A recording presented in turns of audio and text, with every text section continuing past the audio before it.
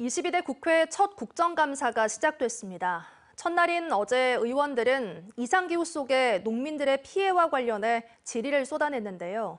정부는 이 같은 농가 피해를 재해로 인정하고 조사하겠다고 밝혔습니다. 보도에 안준호 기자입니다.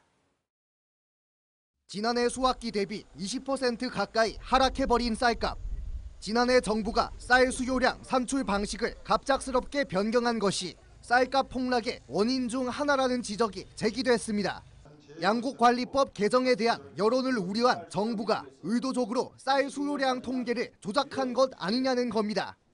윤석열 정부가 물가 안정이라는 목표 아래 양곡관리법 개정에 빌미를 주지 않기 위해 또 의도적으로 쌀값 하락을 유지한다는 그런 의혹을 제기하고 있습니다. 전남 19,600여 헥타르에 달하는 벼멸구 피해 농가들의 보상에 대한 요구도 잇따랐습니다.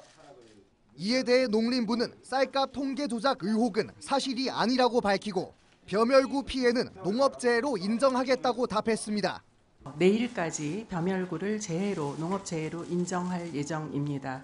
지원금 교부는 11월 초가 되면 완료할 수 있도록 그렇게 진행하도록 하겠습니다. 또한 처음에 말씀 주신 쌀 소비량에 대해서는 전혀 통계에 대한 저희들이 조작 그런 건 전혀 상상할 수도 없는.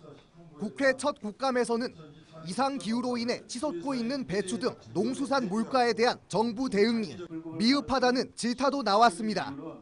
현재 농수산 물가 상승의 문제 해결을 할당 관세 0%의 수입 정책에만 기대는 것보다 비축 창고 확충 등을 통한 식량 안보 확보를 위한 준비가 더 필요하다는 겁니다.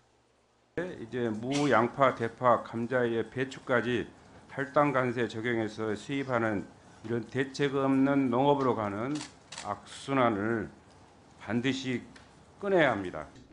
국정감사 첫날 이상기후 피해 농가 지원을 위한 다양한 질의와 요구가 쏟아진 가운데 22대 국회 첫 국정감사는 앞으로 4주 동안 계속될 예정입니다.